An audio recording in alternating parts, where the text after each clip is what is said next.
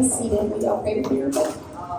Dear Lord, just thank you for bringing us all here together just to fellowship and have a good time and play fun games and just really get to hang out with each other, but especially just to learn more about you and to spend time with you and to grow with you and your word. I pray that as SK comes up and speaks tonight, that you would just speak through her and that we would just really take something away and that we just realize that you love us and that no matter what we can do, that you're always there and that we can go and share that good news with the rest of the world. In Jesus' name I pray. Amen.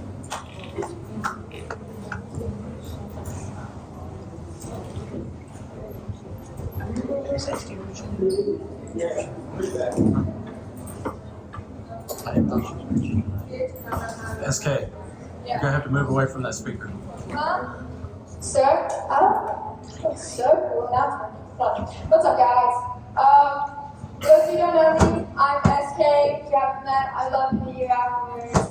I am up there playing piano most Wednesday nights, as you could tell. Maybe you didn't tell. So tonight we'll be speaking.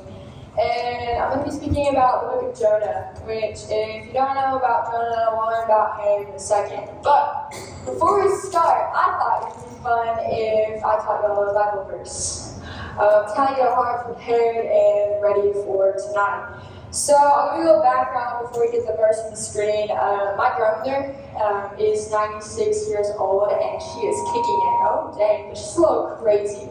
But she said what's on her mind, whether you like it or not. But she also loves to talk about Jesus. So if someone comes up to her house, she's at Walmart, she's just sitting outside and the mailman comes up, she's like, hey, Jesus loves you.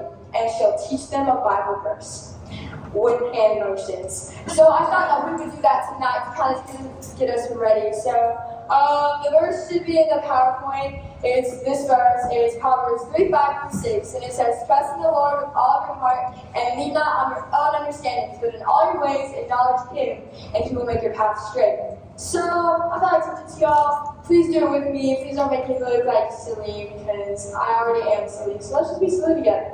Okay. So it starts out, we're going to make a T. We're going to do trust. Make a T. Everybody? Andy, make a T. There we go. So, trust in the Lord, like you're doing a seatbelt. Lord, there we go.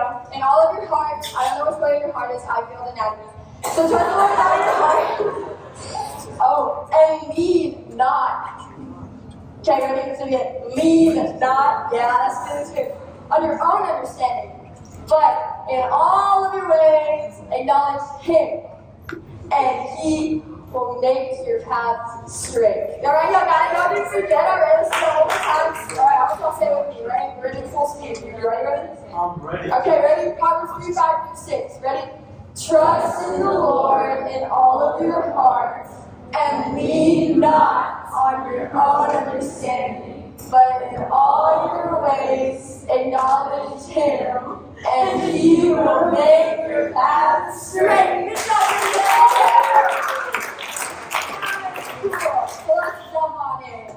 The story of Jonah. So the next there, that's the story of Jonah. So I thought it's about 4 chapters long. So instead of me being up here reading it and being like, this is the book of Jonah and this is all this thing, I just give a brief summary with my own version. So fingers crossed. So basically, Jonah is what they call a prophet in the Old Testament. He was around during the 8th century BC, which means before Christ came to this earth. And he was called by God. And God was like, hey, Jonah, you're going to go to Nineveh. And you're going to preach the word to the Ninevites because they need to know about me. Because they're living like a destructive life that believes in following me. And Jonah's like, no, I'm not doing that. Because, a little context behind it, the Ninevites and the Jews did not like each other. And another thing about the Ninevites is that they were really good at killing people. Like, really good. Like, they would hang them at the stake, have their heads on poles, so that they would show, like, the people that came to them, like, yeah, we don't mess around here, you better respect us. We're going to go to war with us, like, look at what we did. They would also skin people alive. I could be wrong. No, I'm not wrong. I think I read about this. They, like, chop their bodies up and feed them to their animals. Like, they were brutal people. Like, they weren't like, oh, come on, come to Nineveh. No.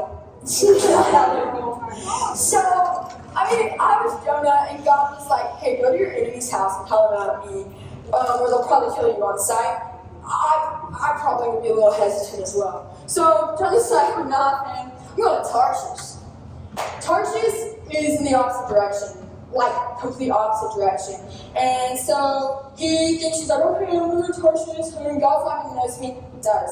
So he gets on a boat, and he goes to Tarshish, and he meets these, like, I don't know if they're called pirates. I don't really know what you call people back in the 8th century, like BC, but they're like people, they're like boat people, you know? Call them boat people. Pirates? Well, like in the VeggieTales like story, they are pirates. So like, you know, like, they're the pirates that don't do anything. I'm pretty sure these pirates did something. But so Jonah's like, hop on a boat, he's gonna go Tarshish in the complete opposite direction. And you know, John just cruises along, he's like, yeah, I got my little plan, you know, it's gonna go well, whatever. And then boom, the storm comes, and it's like going crazy. The pirates are freaking out, like, what do we do? What's going on? And Jonah, because he just does not want to go to Nineveh, he's like, okay, guys, like, I'll sacrifice myself, just throw me off the boat, you know. My God is probably mad at me right now because I was told to do this and I went the opposite direction. And so they cast lots for him, threw him in the ocean, and he got swallowed by a fish. He was in the fish for 3 days. So I don't know what it's like to be inside a fish. I really don't want to find out. I feel like it smells really bad and like it's not a fun time.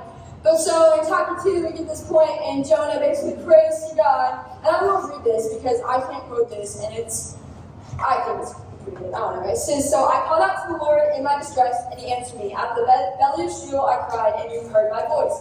You cast me into the deep, into the heart of the seas, and the floods surrounded me. All your waves and your billows passed over me. Then I said, I am driven away from your sight. Yet I again shall look upon your holy temple. The waters closed in over me to take my life. The deep surrounded me. Weeds were wrapped around my head, and at the root of the mountains I went to the land whose bars closed upon me forever. Yet you brought me up from life from the pit, O Lord my God. When my life was fading away, I remembered you, Lord, and my prayer came to you and to your holy temple. To those who pay regard to vain idols, forsake their hope of steadfast love. But I, with the voice of thanksgiving, will sacrifice to you. What I have vowed to pay, salvation belongs to the Lord.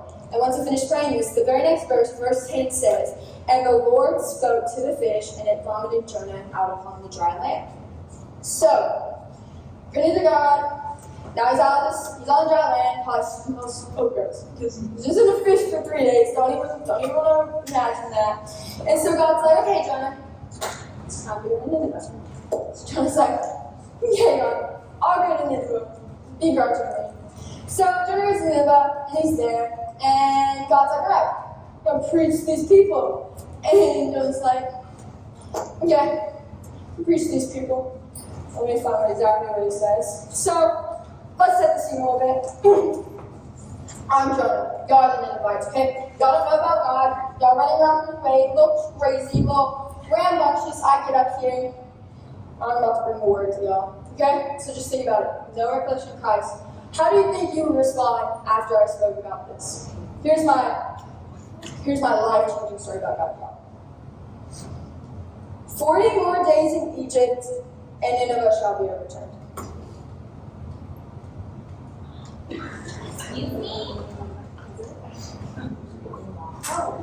Thank you. That's literally all she said. You literally had one job, you fumbled the bag already. Are you kidding me?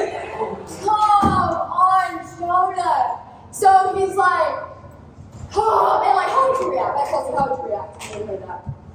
Oh, I'm confused. You think you would like, Josh, where's Josh? Yeah, Josh. You think you would have like accepted Christ then and there? You'd be like, or like accepted God, like, you know what they did? Judging by the Ninevite, or our history as Ninevites, of like stabbing people a lot, not looking good for you. Right, that's what I'm saying. So like, but. Wait, no, don't go there, guys. Don't go there. You go back. Go back. It's like the backslide. Okay. So, that's not what they did actually. That's why this book is so crazy.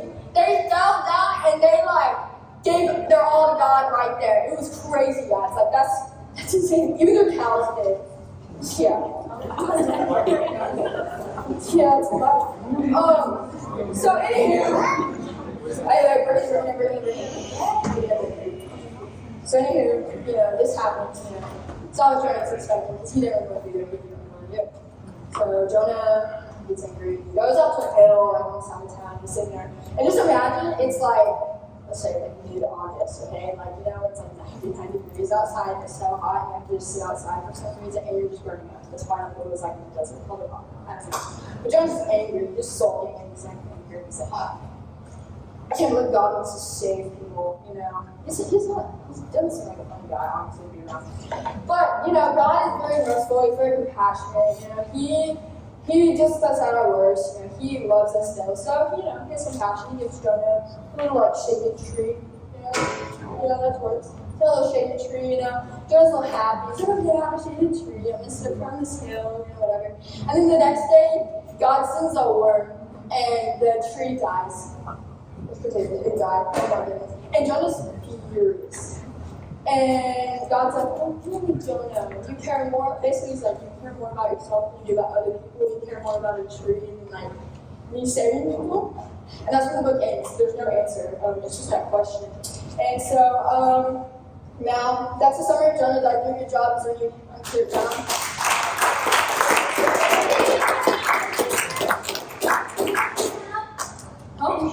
What did he say what happened to Ninevites? He said, in 40 days, Nineveh shall be overturned. Yeah, that's what happened. Okay. So now we'll go to the next slide. I'm going to give you a little visual about how far where he went. So Nineveh was 500 miles east from where Jonah resided. And then the next slide says Tarshish was 2,000 miles in the opposite direction. Where is this? Oh, my picture. Oh no, guys, look, it's double-sided. We're so cool. So here's a visual for you. Alright, so we're going to call where Jonah resided, we're going to call it Victoria, Texas, okay? So the next slide is from Victoria to Nineveh, which is what we'll call, I don't know how to pronounce it, it's like Dauphin Island, Alabama. Dauphin Island, Alabama. That's how far it would approximately be from where he resided to Alabama. So, as a Texas A&M fan, putting myself in Jonah's shoes, I don't want to go preach to the people in Alabama. I don't like Nick Saban. I think their program is a little messed up. And so, God, why would I go to Alabama and preach to the people? Do you know where I'm going to go? Next slide, please. I'm going to go to Canada. I'm going to go 2,000 miles in the opposite direction to Canada because I think that just seems like a safer space with me. I don't think the people in Canada would judge me if I wore my Jimbo Fisher shirt. In Alabama, they would probably disown me from this planet. You know what I'm saying? So I typed in Google Maps, like every scholar does, and it takes a really long time to walk back there. I know Jonah took a boat from where he resided to Tarshish. But you think about that. This is how far it is. It's 34 hours just driving.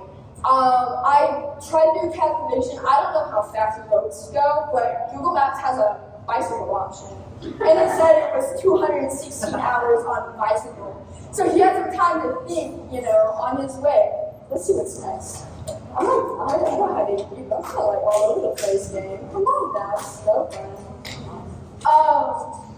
But yeah, he had a long way to go, and he just didn't, decide just to turn a little bit this way and just go down the road. No, he was really trying to outrun God. He just really was trying to make his own plan. But he took he still went through with God's plan. He stalled a little bit, ended up on a boat, ended up in the belly of a fish. But God's plan still prevailed. So that's just something you gotta remember in your life. So let's see what's the next slide. That's from to Tarshish or Alabama to Canada. It takes y'all over. I don't really know why they're in there, but Even Falcon. Yeah, it's crazy. Yeah, oh yeah. No, I thought it was cool because look, it's exactly 2,500.9 miles. I thought that was crazy because I'd already picked the places and then I mapped them together. I was like, it's a story. Okay, so I think the next slide is the points. Oh, Well, I already talked about this, guys. Just kidding. Skip another one, maybe. Skip another one. Skip another one. Okay, so here is our first point. You gotta follow his plan. The next slide, it says Proverbs 19:21. Many are the plans in the mind of man, but it is the will of the Lord that will stand. So basically, you could be like Jonah. You could go around, mind your own thing, make up our own mind, and be like, oh, I want to do this today. God's like, you should do this. Oh, no, I'm gonna go here. But what's the word I'm looking for? But ultimately, it's what his plan is the one that matters. Next point, let go of your ways. No one likes being told what to do. Everyone likes to go their own way. But honestly, it's just better if you follow his plan, like the first point says. So, what the Lord has planned will stand forever, and his thoughts never change. Our third point says that, I know about this. I forgot about it. It says to rely on him. Because to follow his plan and let go of your own ways, you're going to have to rely on him. Because you can't do it on your own, right? So, next slide. It says, Deuteronomy 31:8, it is the Lord who goes before you. He will be with you. He will not leave you or forsake you. Do not fear or be dismayed. Next slide. Luke 19:10. This is a difference to think about. It's like, are you going to run to the direction of God and try to seek and save the lost? Or are you going to try to run and just save yourself? Is there another slide? That's fine. Great. I think that's all I have. Oh yeah, so we're going to break it into small groups. So a little shorter tonight, but I told you I don't think I can speak for like 40 minutes. So we'll see. You guys ready?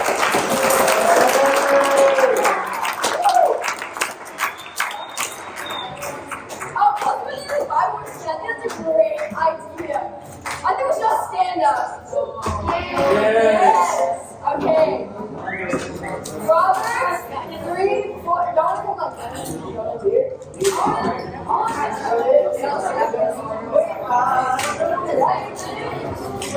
I'll do it. Kelsey, right now, you're going to leave it for us. Yeah, go on. Okay. Proverbs